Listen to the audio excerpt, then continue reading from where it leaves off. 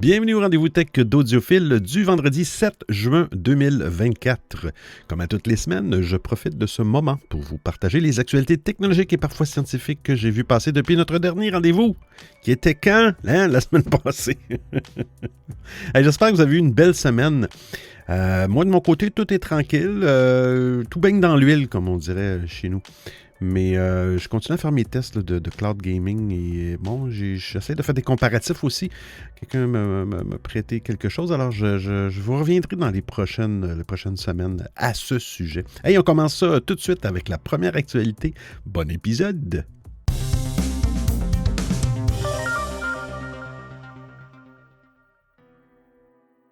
L'un des formats de fichiers les plus populaires de la planète, eh bien Microsoft s'apprête à le tuer. Microsoft annonce une avancée en matière de gestion de documents PDF. Cette innovation pourrait rendre ce type de fichier obsolète. Les utilisateurs de PDF rencontrent souvent des difficultés lorsqu'ils doivent modifier des documents non éditables. Actuellement, les outils disponibles sur le marché offrent des résultats insatisfaisants car ils altèrent souvent la mise en page, les polices et les images d'origine. Les conversions peuvent entraîner des éléments mal placés, des polices incorrectes ou des graphiques déformés, ce qui rend la tâche fastidieuse et inefficace, voire impossible. Microsoft travaille actuellement sur une nouvelle technologie qui utilise bien sûr, quelle surprise, l'intelligence artificielle pour convertir les PDF non modifiables en documents éditables. Ce projet est détaillé dans un document intitulé Method and System of Generating an Editable Document from a Non-Editable Document permet de conserver tous les aspects originaux des documents, y compris les polices, les couleurs, les mises en page et les éléments visuels. La technologie développée par Microsoft utilise l'intelligence artificielle pour identifier et cartographier les éléments d'un document PDF tels que le texte, les images et les tableaux. En utilisant des boîtes de délimitation, elle maintient la disposition originale du document. De plus, elle est capable de reconnaître les polices et les schémas de couleurs, assurant ainsi que l'apparence du document reste inchangée après la conversion. Outre la conservation de la mise en page, cette nouvelle technologie permet de redimensionner les documents éditables sans perdre leur intégrité structurelle. Cela représente une avancée importante par rapport aux convertisseurs actuels qui sont souvent critiqués pour leur incapacité à préserver correctement les éléments du document original.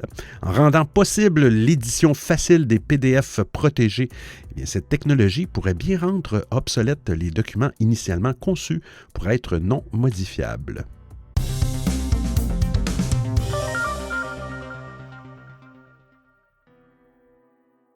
La solution inédite d'Apple pour lutter contre le mal des transports en voiture. Le mal des transports est souvent déclenché lorsque l'on essaie de lire quelque chose dans un véhicule en mouvement. Pour beaucoup, les seules solutions sont tout simplement de ne pas lire, de prendre des médicaments ou d'écouter de la musique ou des livres audio. Apple s'attaque directement à ce problème avec sa nouvelle fonctionnalité. Les Vehicle Motion Cues reposent sur des études montrant que la cinétose est causée par un conflit sensoriel entre ce que l'on voit et ce que l'on ressent. Ce phénomène est similaire à celui du mal des transports en réalité virtuelle, où l'expérience VR donne l'illusion de mouvement alors que la personne est physiquement immobile. Alors, les Vehicle Motion Cues utilisent les capteurs des iPhones et iPads, l'accéléromètre et le gyroscope. La fonctionnalité superpose une série de points animés sur les barres de l'écran pour refléter les mouvements du véhicule. C'est génial. Ces points réagissent aux virages, aux accélérations et au freinage en se déplaçant dans la direction opposée aux forces inertiales ressenties par les occupants. En théorie, cela permet au cerveau de l'utilisateur de mieux comprendre et de s'adapter au mouvement du véhicule. Apple n'a pas précisé la date de sortie de cette fonctionnalité, indiquant simplement qu'elle serait disponible plus tard cette année, probablement dans la foulée d'iOS 18 cet automne. Cette fonction étant axée sur l'accessibilité et utilisant des capteurs présents sur les appareils mobiles du constructeur depuis plusieurs générations, il est fort probable qu'elle soit rétrocompatible avec plusieurs anciens modèles. Apple a également annoncé plusieurs autres mises à jour d'accessibilité pour CarPlay, son interface embarquée pour véhicules. Parmi celles-ci, on retrouve des fonctionnalités comme le contrôle vocal, les filtres de couleurs et la reconnaissance des sons. Le contrôle vocal permet aux utilisateurs de naviguer dans CarPlay et de contrôler les applications à la voix, ce qui facilitera l'utilisation pour les conducteurs et passagers souffrant d'handicap auditif.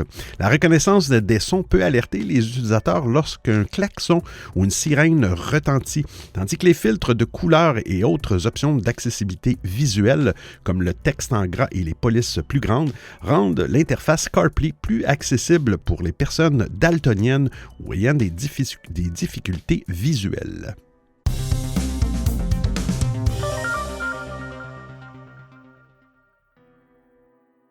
Une application Apple TV pour Android. Pour trouver le succès et la rentabilité, les services de streaming, qu'il s'agisse de musique ou de vidéo, doivent être présents sur un maximum de plateformes. Il s'agit d'aller chercher l'abonné là où il est présent. Et Apple a dû s'adapter pour Apple TV+, dont les programmes peuvent être regardés sur une télé connectée, une box de streaming comme celle d'Amazon, une console de jeu, mais bizarrement rien pour Android. C'est d'autant plus étrange que Windows a eu droit à sa propre application Apple TV, sans oublier Android TV. Alors certes, il est toujours possible de se connecter au site web du service depuis un navigateur sous Android, mais c'est loin d'être idéal et en tout cas indigne de l'expérience qu'Apple entend offrir pour sa plateforme vidéo. Android équipe plus de 3 milliards d'appareils dans le monde, contre 2,2 milliards d'appareils Apple, une bonne partie étant des iPhones. Pour Apple Music, le constructeur ne boude pourtant pas la clientèle d'Android. Il existe en effet une application pour l'OS de Google, celle-ci se payant même le luxe d'intégrer les fonctions avant la version d'iOS. Cette bizarrerie d'Apple TV absent d'Android pourrait cependant disparaître. La firme à la pomme a posté une offre d'emploi pour un ingénieur logiciel Android qui sera chargé d'aider au développement d'une application utilisée par des millions de personnes pour regarder et découvrir des émissions de télévision et des événements sportifs. Eh bien, une description qui correspond parfaitement à l'app Apple TV. De ce que l'on comprend, la description de l'emploi, cette application est déjà en phase de conception. Reste à savoir si l'application permettra d'accéder à autre chose que les contenus d'Apple TV+, ou s'il sera possible aussi de louer ou d'acheter des programmes. C'est le cas sous Windows. Cette ouverture à Android permettrait également à Apple TV+, de recruter de nouveaux clients et enrichir un peu plus l'activité des services devenus si importantes pour Apple.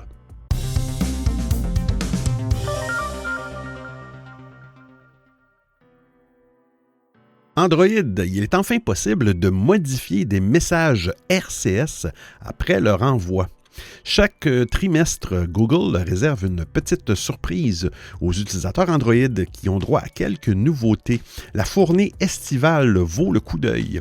Une des grosses nouveautés à venir sous Android est la possibilité d'éditer des messages RCS. Les utilisateurs de l'application Google Messages auront jusqu'à 15 minutes après l'envoi du message pour corriger une faute, ajouter un mot ou clarifier une phrase. Cette nouveauté très attendue est disponible depuis un moment chez la concurrence. Est apparu sur les smartphones équipés d'Android 8 et les suivants. Google améliore également la connexion hotspot entre un smartphone Android et une tablette ou un Chromebook. Il suffira en fait d'un clic pour pouvoir accéder à Internet. Plus besoin de sélectionner le réseau et de saisir le mot de passe. Cette fonction rappelle une fonction similaire entre iOS et macOS qui existe depuis belle lurette. Il était temps que l'écosystème Google en profite. La gestion des appareils domotiques de la maison va être facilitée avec un widget pour Google Home à installer sur l'écran d'accueil. Dans la même ordre d'idées, de nouvelles complications et tuiles de favoris sont disponibles pour Wear OS. Les clés de voiture numériques vont s'étendre à des modèles de mini Mercedes-Benz et Polestar. C'est disponible ou presque pour les smartphones sous Android 12 et suivants. Enfin, Emoji Kitchen, le très amusant utilisateur qui permet de mixer des emojis entre eux, augmente le nombre d'emojis compatibles. On pourra partager le résultat avec Gboard.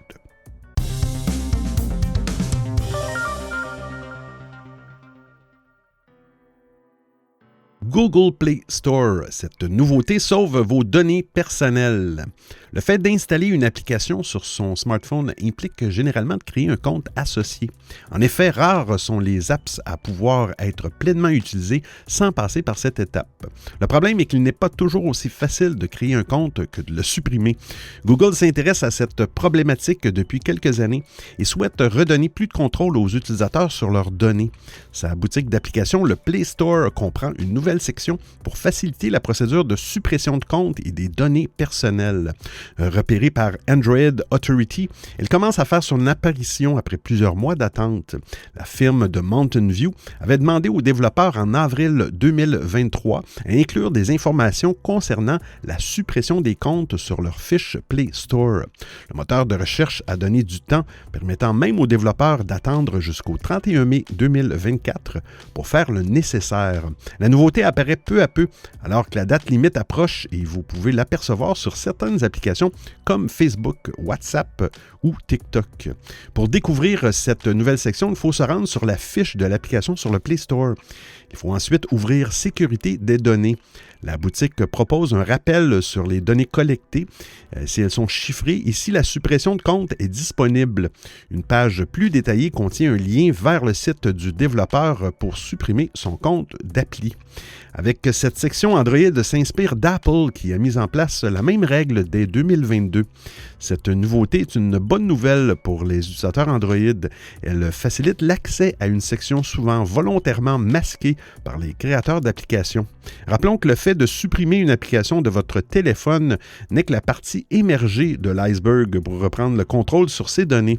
Si vous n'utilisez plus une application, il vaut mieux demander la suppression du compte et des données.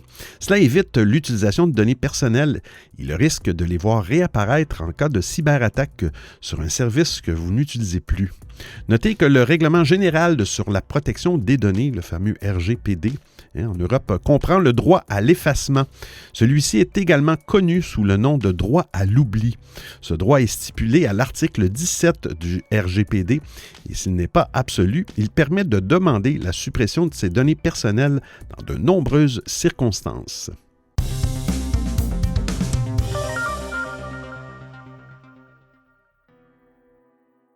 Facebook et Instagram veulent utiliser vos données pour entraîner l'intelligence artificielle.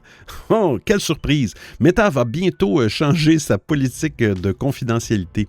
Le géant américain s'autorisera bientôt à utiliser les données personnelles glanées sur Facebook et Instagram pour entraîner son intelligence artificielle. Toujours fidèle à son objectif de penser une IA sentiente et vraiment efficace, l'entreprise de Mark Zuckerberg, bonjour Mark Zuckerberg, The Big Bunker, ah là là, je ne sais pas si vous avez la référence, poursuit sa course au LLM. Grâce aux millions d'internautes qui utilisent quotidiennement ces plateformes, elle entend accélérer le développement de Meta AI, mais à quel prix? L'information a été massivement partagée depuis quelques jours. Conformément aux réglementations en vigueur, Meta a envoyé des notifications à ses utilisateurs via ses plateformes Facebook et Instagram en expliquant « Nous nous appuierons désormais sur la base légale de nos intérêts légitimes afin d'utiliser vos informations pour développer et améliorer l'intelligence artificielle de Meta. » Concrètement, à partir du 26 juin prochain, la nouvelle politique de confidentialité de Facebook et Instagram permettra aux entreprises de récupérer certaines données pour l'entraînement de ces LLM. Meta pourra ainsi utiliser le contenu de vos publications photos, textes ou vidéos, ainsi que leurs légendes, mais aussi le détail de vos discussions avec les assistants AI de Meta via Messenger afin d'améliorer la fluidité et la pertinence de ces intelligences artificielles. Et j'ouvre une parenthèse, et de collecter le plus de données possible, et je ferme la parenthèse. Ça, c'est un ajout. Rassurez-vous, le contenu des discussions privées que vous entretenez avec vos proches restera confidentiel. Ce type de contenu est en effet chiffré de bout en bout et ne pourra pas faire l'objet d'une saisie même anonymisée de la part du géant américain. Si ce changement de politique initié par Meta repose sur le principe de l'opt-out, une absence de refus équivaut à une acceptation, les recours existent. En Europe, le RGPD permet de vous opposer à l'utilisation de vos données personnelles par des services en ligne. Meta étant contraint de se conformer à la législation locale et devra obligatoirement proposer une porte de sortie permettant aux internautes de refuser l'utilisation de leurs données à des fins d'amélioration de l'IA. Pour faire valoir vos droits, rendez-vous sur le site officiel de Meta où il est possible d'accéder à un formulaire d'opposition à l'utilisation de vos informations pour l'IA de Meta. Il est nécessaire de renseigner votre pays de résidence ainsi que votre adresse mail liée à votre compte et d'expliquer brièvement pourquoi l'utilisation des données vous pose problème. Après avoir confirmé votre adresse courriel, la plateforme vous indique ensuite que votre demande sera examinée et que si elle est conforme aux lois applicables sur la protection des données dans votre pays, elle sera appliquée à l'avenir sans plus de précision.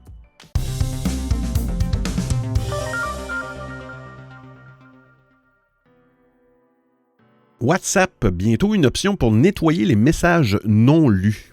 La gestion des notifications dans WhatsApp pourrait bientôt évoluer. L'application de messagerie sera en effet en train de préparer une nouvelle option qui, lorsqu'elle est activée, vous permettra d'effacer le nombre de messages reçus non lus. C'est en tout cas ce que semble avoir découvert WA Beta Info, toujours très bien informé quand il s'agit de WhatsApp. Dans la récente version bêta, oh mon Dieu, je vais vous lancer une suite de chiffres, 2.2.24.11.13 de WhatsApp sur Android. Une nouvelle option a fait son apparition dans les paramètres de notification de l'application. Si vous croulez sous les messages non lus et que vous ne supportez plus de voir s'afficher les petites pastilles indiquant le nombre de missives en attente de lecture, eh bien cette nouvelle fonction devrait particulièrement vous intéresser.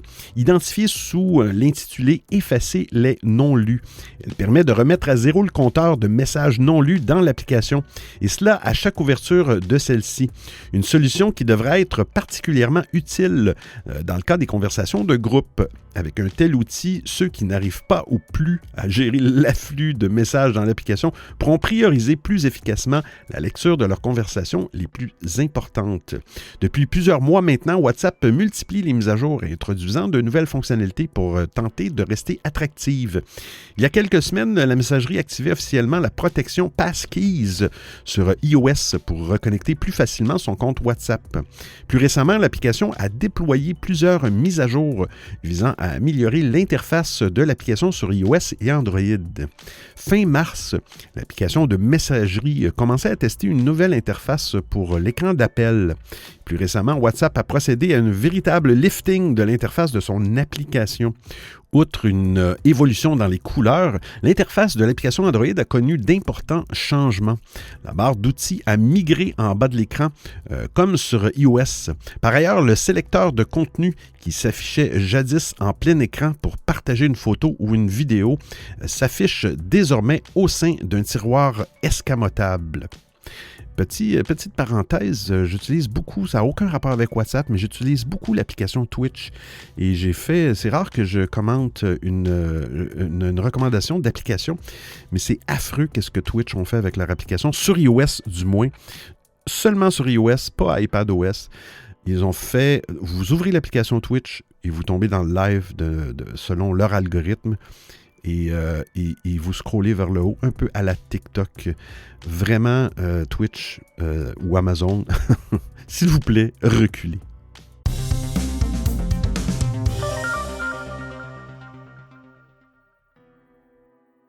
X.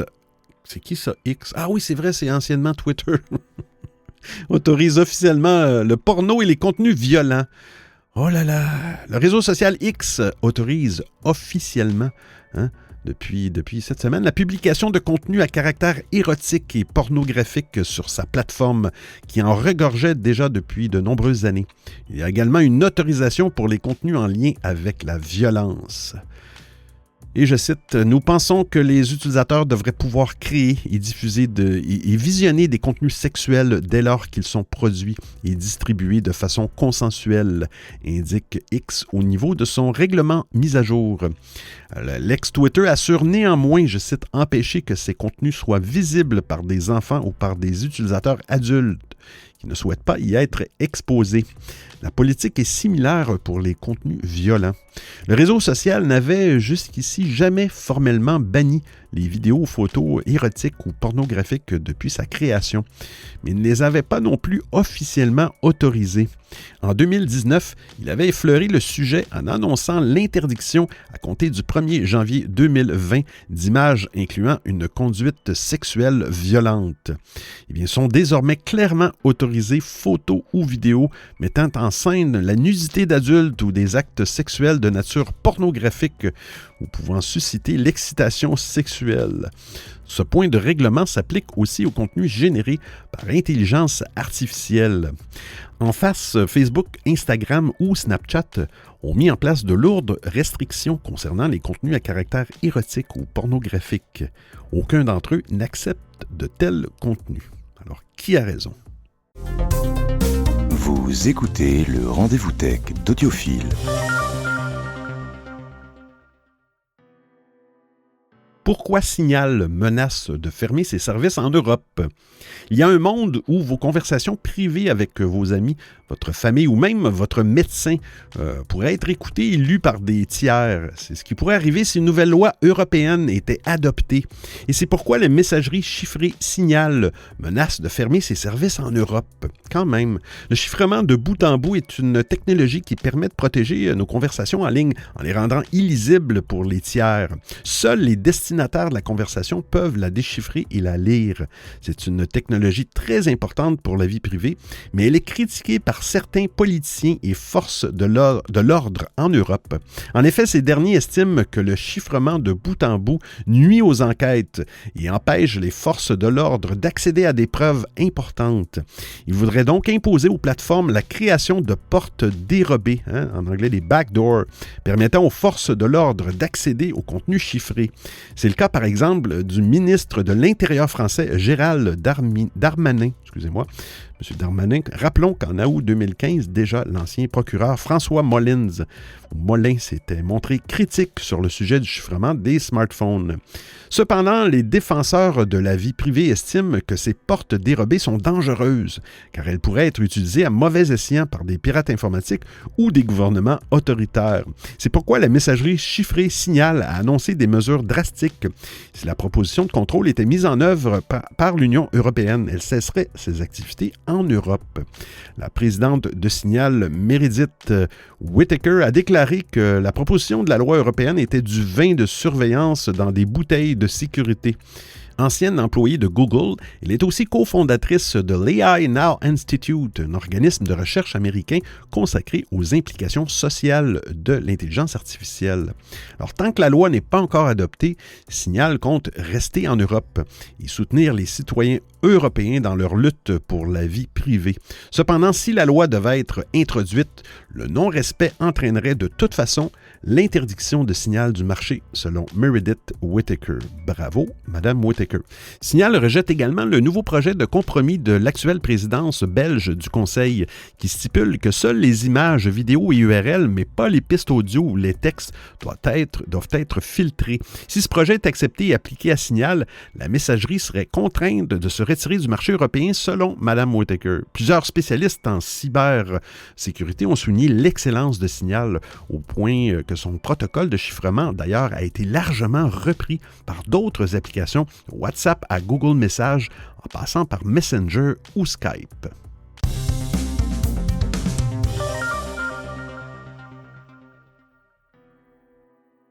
Copilot est désormais disponible sur Telegram. Après avoir intégré son chatbot alimenté à l'IA à diverses solutions de la suite bureautique Office et un peu partout dans Windows 11, ainsi qu'au moteur de recherche Bing, Microsoft donne accès à son copilote aux utilisateurs de l'application de messagerie Telegram. Une nouvelle qui peut réjouir ou inquiéter selon son degré d'affection pour l'IA, mais qui confirme, s'il était besoin, la place prépondérante que prennent ces chatbots IA dans nos vies. Accessible gratuitement via A-commercial Copilot Copilot Official Bot sur Telegram, sur l'appli de votre smartphone ou sur votre ordinateur pour la version web. Ce bot en version bêta permet d'interagir avec l'IA conversationnelle de Microsoft directement depuis l'interface de messagerie. Vous pourrez poser des questions et effectuer des recherches auxquelles Copilot for Telegram répondra en utilisant, et je cite, le langage naturel pour fournir des réponses sur un large éventail de sujets, de la recherche de connaissances aux conseils de voyage, en passant par les mises à jour sportives et les recommandations de films, a déclaré Microsoft dans un billet de blog. Pour accéder à Copilot sur votre application Telegram, vous devrez donc chercher un nouvel ami. Je répète, Copilot Official Bot en un mot, en anglais, qui vous demandera rapidement d'accepter les conditions d'utilisation puis de renseigner votre numéro de téléphone à des fins de vérification. Le bot assure en revanche qu'il ne conserve pas votre numéro. Telegram est en effet une des rares messageries qui ne demande pas de numéro de téléphone pour l'utiliser. Le bot vous suggère alors quelques astuces et conseils pour son utilisation. Il vous propose des requêtes que vous pourriez faire. Microsoft souligne que pour l'instant, les fonctionnalités du bot dans sa version bêta se limitent au traitement de texte et pas à la génération d'images comme Copilot en est normalement capable. Malgré son statut bêta, ce nouveau canal d'accès à Copilot témoigne de la volonté de Microsoft d'étendre la disponibilité de son chatbot à toujours plus de plateformes et notamment de conversations WhatsApp et Messenger étant sans doute les prochaines sur la liste.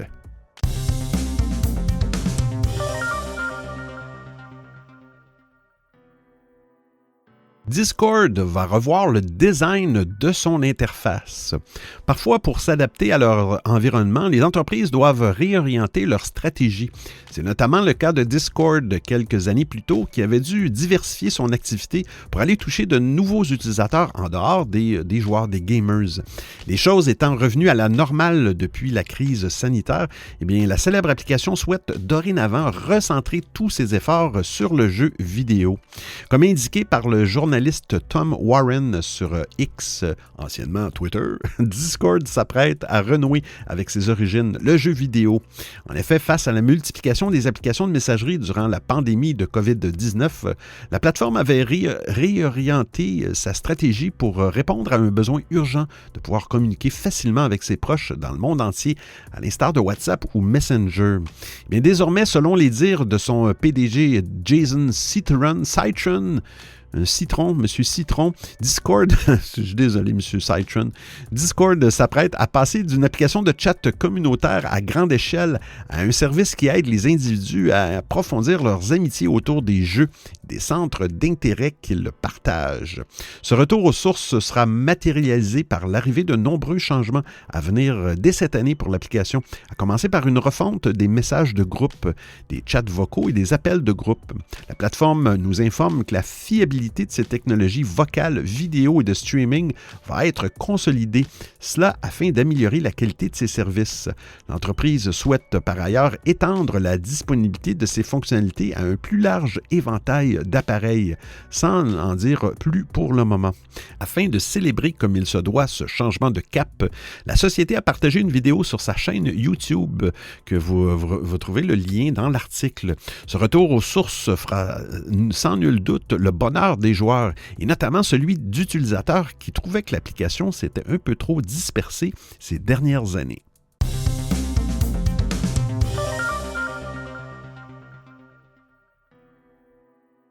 Vos jeux Steam mourront avec vous. Si l'humanité n'a toujours pas résolu la question de l'au-delà, il y a au moins une chose sûre et certaine, personne n'emportera son compte Steam avec soi dans la tombe. Mais alors, que deviennent les centaines de jeux achetés tout au long de la vie? La question mérite d'être posée et malheureusement Valve a confirmé que non, il n'était pas possible de transmettre officiellement un compte à un descendant. Interrogé par un utilisateur, le créateur de la boutique de jeux vidéo a confirmé que ni les comptes ni les jeux n'étaient transférables et que l'assistant Steam ne pouvait pas fournir à un tiers l'accès à un compte ni fusionner le contenu d'un compte avec un autre. Et je cite... Je suis au regret de vous informer que votre compte Steam ne peut pas être transféré par testament. La réponse de Steam à un utilisateur. L'accord de souscription de Steam que tous les utilisateurs doivent signer explique noir sur blanc que le joueur n'est, je cite, pas autorisé à vendre ou facturer le droit d'utilisation du compte à des tiers, ni à le transférer. L'assistance précise par ailleurs sur la page que je cite, « Quand le support Steam découvre qu'un compte a été vendu, ce compte est bloqué définitivement, qu'il y ait eu transfert de propriété ou pas. On imagine que c'est le cas aussi quand le compte a été cédé gracieusement. Pourtant, il existe un marché gris des comptes Steam qui permettent d'acheter des jeux à moindre prix. Et rien n'empêche de refiler les identifiants de son compte à un ami ou à un proche. Il existe une certaine tolérance à ce sujet chez Steam. Rien n'interdit de penser que l'entreprise peut faire preuve de bonne volonté si on lui explique gentiment les circonstances du transfert. Au vu de la controverse sur le web, Valve gagnerait en tout cas à communiquer de manière transparente sur cette question très délicate de l'héritage de compte et peut-être à évoluer pour rassurer ses clients. La société ainsi finit par proposer un vrai partage familial efficace entre comptes Steam. Alors pourquoi pas donner une réponse tout aussi efficace à cette question de vie ou de mort?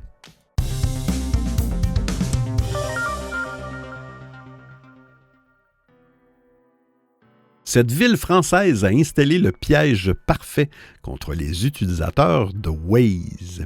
Waze, Apple Plan ou Google Maps sont autant d'applications qui simplifient la vie des automobilistes au quotidien. On ne peut malheureusement pas en dire autant des habitants de certaines communes pour qui ces services sont devenus une plaie. En effet, ces derniers proposent des raccourcis qui font passer les utilisateurs dans des zones traditionnellement peu fréquentées. Pour ces malheureux, la pilule est dure à avaler. Le maire de Valence, Nicolas d'Aragon, a justement décidé de prendre les devants pour éviter ces désagréments à ses administrés. Cela concerne le plateau de l'Auttagne où le trafic s'est envolé de 375 % lors du pont de l'Ascension il y a 2 ans. Dans cette période de l'année où les flux de véhicules sont incessants, il a tout simplement installé une barrière qui empêche les automobilistes d'emprunter ce raccourci. Seuls les riverains et les salariés locaux peuvent circuler. Valence est tout sauf une exception en France et de nombreuses communes emploient des tactiques diverses pour contrer les effets de Waze et ses concurrents. Pour ne citer qu'un exemple, Europe 1 parlait récemment du village de Canfin en Carambeau, qui ne compte que 1600 habitants, mais voyait défiler 14 000 véhicules par jour. Alors, cité par la radio, un couple d'habitants pestait, et je les cite, « C'est vraiment insupportable, surtout le bruit des camions, des motos. Ça n'arrête pas de passer, on ne peut pas s'installer dehors. Ma femme voudrait déménager, c'est fatigant et de toute façon, on ne peut rien y faire. » Le maire Mathieu Lestocois a toutefois eu l'idée d'installer des panneaux stop au carrefour, une stratégie couronnée de succès. Je cite, « Chaque véhicule ralentit et s'arrête. Il lance un signal à Waze. Pour eux, eh bien, il y a un embouteillage. Ça devient une zone rouge et du coup, on laisse les automobilistes sur l'autoroute. On n'est pas peu fiers que d'avoir réussi à troller un système comme Waze. De quoi réduire la circulation totale de 2000 voitures par jour. »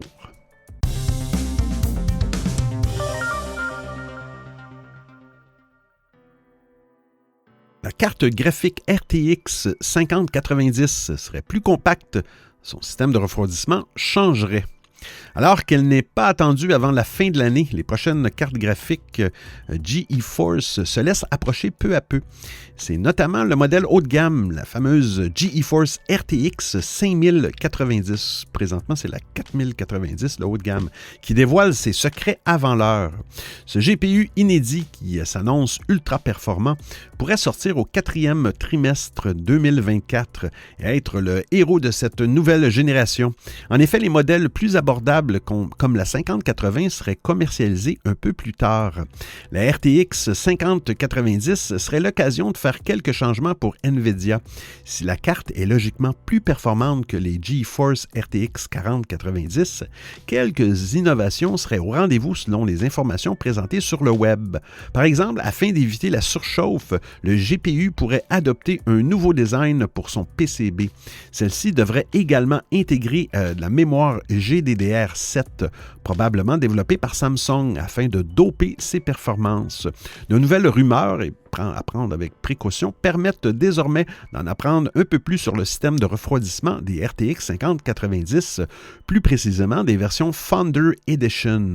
Grâce au nouvel agencement du PCB, la carte graphique pourrait être plus compacte que la RTX 4090 et la 4080. Elle disposerait non plus d'un refroidissement à triple slot, mais d'un système à double slot et 2 ventilateurs, beaucoup plus pratique pour les utilisateurs.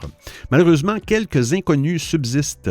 D'après les rumeurs concernant le redesign du PCB, le système de ventilation serait donc également repensé, mais il est impossible de dire s'il sera plus performant pour l'instant. Selon les dernières rumeurs, la carte graphique de NVIDIA serait capable de dissiper plus de 400 watts. Il faut espérer que malgré sa taille réduite, ces informations s'avèrent exactes et que le GPU ne risque pas de surchauffer trop rapidement. À l'heure actuelle, la RTX 5090 utiliserait le Die GB202 Blackwell. Je ne sais pas ce que ça veut dire, mais bon, il disposerait d'un bus mémoire GDDR7 de 512 bits, pouvant potentiellement atteindre 32 gigaoctets. La vitesse de cette dernière serait de 28 gigaoctets secondes, avec une possibilité d'augmentation pour les SKU les plus haut de gamme.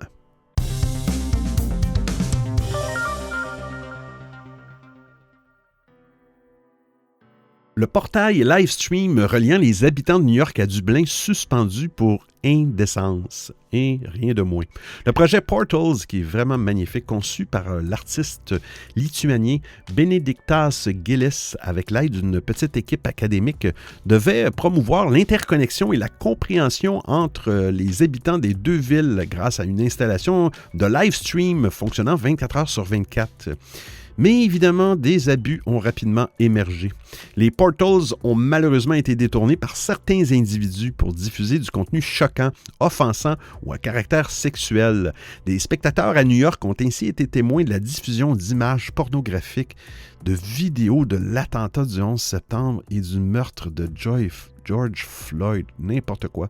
Ces incidents, loin de l'intention originale du projet, ont conduit à une réaction rapide des autorités. Le conseil municipal de Dublin a annoncé la suspension temporaire du projet pour trouver des solutions techniques afin de prévenir ces comportements inappropriés. Et je les cite, « Nous continuerons à surveiller la situation avec nos partenaires à New York pour garantir que les Portals offrent une expérience positive pour les deux villes du monde », a déclaré le conseil dans un communiqué. Le maire de Dublin, Daithí de Royste, excusez-moi, monsieur d'avoir massacré votre nom, a également souligné l'importance de ce projet pour renforcer et promouvoir l'inclusivité urbaine. Les créateurs de Portals.org, une petite parenthèse, je vous recommande fortement d'aller voir ce site, en collaboration avec les autorités de New York et de Dublin, travaillent actuellement sur des solutions pour filtrer et bloquer les contenus inappropriés. Parmi les mesures envisagées figurent le floutage automatique et la présence de sécurité sur place 24 heures sur 24. En attendant, les installations seront éteintes pendant quelques jours pour permettre les mises en place de ces nouvelles mesures. Le projet Portals a été lancé pour la première fois en 2021 avec une connexion reliant Vilnius en Lituanie et Lublin en Pologne. L'initiative avait été bien accueillie et elle a permis des interactions enrichissantes entre les habitants des deux villes. L'idée est de créer des ponts entre les cultures et les communautés en utilisant la technologie pour favoriser une meilleure compréhension et coopération internationale. Le maire de Dublin a exprimé son espoir de voir les Portals se développer et connecter d'autres villes à travers le monde, notamment en Pologne, au Brésil et en Lituanie dès juillet prochain. Il a encouragé les citoyens et les visiteurs de Dublin à interagir avec la sculpture et à partager la fameuse hospitalité irlandaise avec le reste du monde. Alors, j'espère que vous appréciez le format et le contenu de l'émission. Si vous avez des suggestions d'actualité, des commentaires, vous voulez m'envoyer un message audio ou simplement me payer un café, eh bien, c'est très simple. Vous trouverez tous les liens sur linktr.ee/audiophile. Il y a même une section nommée Docu, le rendez-vous tech d'Audiophile intégral avec l'ensemble des références web ou liens URL. Et je vous remercie de m'avoir prêté vos oreilles pendant l'écoute de cet épisode. Et c'est terminé pour aujourd'hui. Je suis désolé, je suis tellement désolé. Et j'espère tellement que vous avez apprécié le contenu. Là, j'en beurre pas mal épais, comme on dit, dans mon petit coin. Hey, on se retrouve la semaine prochaine pour un autre épisode du Rendez-vous Tech d'Audiophile. D'ici là, portez-vous bien. Ciao, ciao tout le monde!